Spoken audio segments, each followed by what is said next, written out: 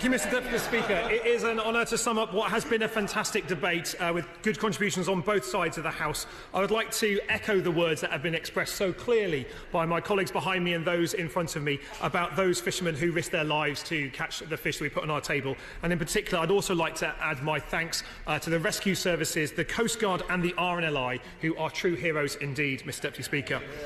Mr Deputy Speaker, we do not oppose this bill today. We know that the UK needs a fishing system outside of the common fisheries policy after we leave the EU. We do not dispute that, but it's clear the government still has some way to go before we can have a bill that satisfies both sides of the House in this. And there is an intention from the Labour Party here to work with the government to ensure that we can have a good bill that is fit for purpose, because fisheries bills do not often trouble the House of Commons, and we need to make sure that it is a good one that leaves us. There are some good things in this bill, but there's far too many missing pieces. It smacks, Mr Deputy Speaker, of a bill hurriedly prepared and pushed out too quickly, aware of the approaching deadline of Brexit. This bill needed more work before it is published and would have benefited from a round of pre-legislative scrutiny. But as the ministers chose not to do that, I think they should not be surprised that when there is so many proposals for considerable amendments to the text of this bill, both in the debate today and in committee stage that will follow. The Fisheries Bill really is a chance for this government to make real the promises made by the Leave campaign in the referendum. So far, big promises have not been matched by delivery. Fishing communities in Plymouth and across the country do not want grand promises. They need honesty and clarity from government, and to have those promises delivered. My honourable friend, the member for Workington, made a superb opening speech at the start. I'm sorry, there's been enough interventions. At the start of this speech, and I want to reiterate the concerns that have been outlined by colleagues on both sides of the House. What we have in front of us is a... I'm going to keep going. You've had enough of chances. Apologies. Dear Mr Speaker, the bill is a missed opportunity. What we have in front of us is a once-in-a-lifetime opportunity to start afresh and create a truly world-class sustainable fisheries policy. We need to get this right, but as it stands, this bill fails in a number of critical ways. It fails to provide a fair deal for our small fleet or attempt to break up large monopolies in the fishing industry. It fails to regenerate coastal communities and provide the renaissance our coastal towns need. It fails to create a vision for the UK to have the most sustainable fisheries in the world. It fails to ensure frictionless access to the single market. Indeed, the Prime Minister's bad deal, it risks tariffs on our fish. We don't want tax on our fish. And it fails to ensure there's supply chain fairness across the board.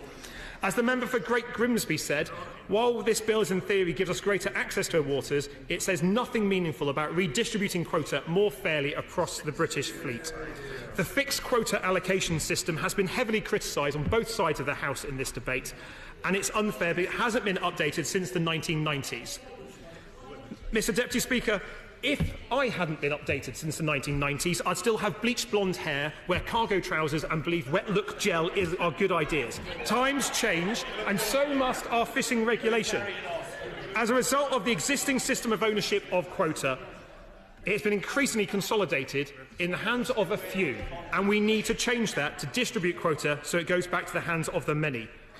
As my friend, the honourable friend for Workington said earlier, over a quarter of the UK's fishing quota is owned or controlled by just 5 families on the Sunday Times rich list. Quotas should be allocated on a transparent, social and ecological criteria to the benefit of fishing communities. For example, a greater share offered to complying with relevant regulations, taking part in data gathering and good science, fully monitoring and recording catches, compliance with discard rules and applying high standards of workers' rights, welfare and especially marine safety. After the loss of 2 trawlers from Plymouth since I've been elected, with a death in both losses, I'm disappointed there isn't more in this bill about enhanced marine safety being a qualification for additional quota. We need to reward best practice, not ignore this problem. The UK has always had the ability to allocate quota to reward particular types of fishing practice or support broader social and economic gains, but has chosen not to do so in a broad, meaningful way. Ministers have allocated too little quota, although they have reallocated some.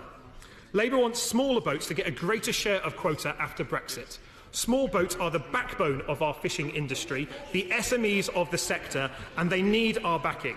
The small-scale fishing fleet generally use low-impact gears and create significantly more jobs per tonne of fish landed than the large-scale sector. In the UK, the under-10 small-scale fleet represents over 70% of the English fishing boats and 65% of direct employment in fishing, and it should be supported. We've heard recreational fishing has huge potential with better management, and I agree. There's not enough in this bill that values that sector, not yet at least. More recreational fishing and more sustainable fisheries all depend on better science to plug the gap in data. That means more baseline stock levels for non-quota species like cuttlefish and other species as well. If we are to be the most sustainable fisheries in the world, we need to have the best science in the world. And indeed, the data deficiency that we see across our fisheries at present is one of the reasons why many of our fisheries can't market their fish as sustainable. As has been mentioned by the Honourable Member for Tynemouth, we need to ensure that MSY is achieved by 2020 and that date is put in the bill.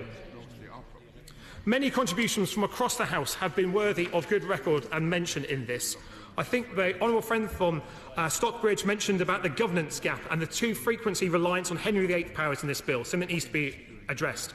My honourable friend from Harrow talks about doubling the size of the cooperative economy, and in fishing we have a proud record of cooperatives that should be supported. We not only need to ensure that EMFF funds is replaced with every single penny replaced, not cut, but we also need to make sure that the other funding arrangements, as has been mentioned by my friend from Tynemouth, are also put in place. Local government needs to ensure that they have the funds to invest in our fishing as well. And as the member for Broxbourne said, we need to make sure that we have a passion about fish and not just a passion about fishing. My honourable friend from Grimsby has also mentioned how we need to talk more about processing, which has the lion's share of employment in the fishing sector. To end with, Mr Deputy Speaker, my party does support this bill, but we believe it needs more work in a considerable number of areas. Serious concerns have been raised on both sides of this House about fairness, funding, sustainability and trade. The fishing industry have been given grand promises by the Environment Secretary and many others besides, only to have some of them broken time after time. While I believe the Fisheries Minister is honest in his efforts, I fear those higher up in his government are selling him out, and our fishing industries have been sold out too, and that can't be the case with this bill. No more betrayals, no more grand promises. To the Minister, I say be upfront and frank with fishers about the difficulties and opportunities, because I've not met a fisherman who's not equally as frank and upfront and honest in their response. Mr Speaker, I generally believe there's scope for this bill to be improved with cross-party working, and I put on notice the government that if we can't achieve those improvements, they should not necessarily count on our support in the future parliamentary stages. Thank you.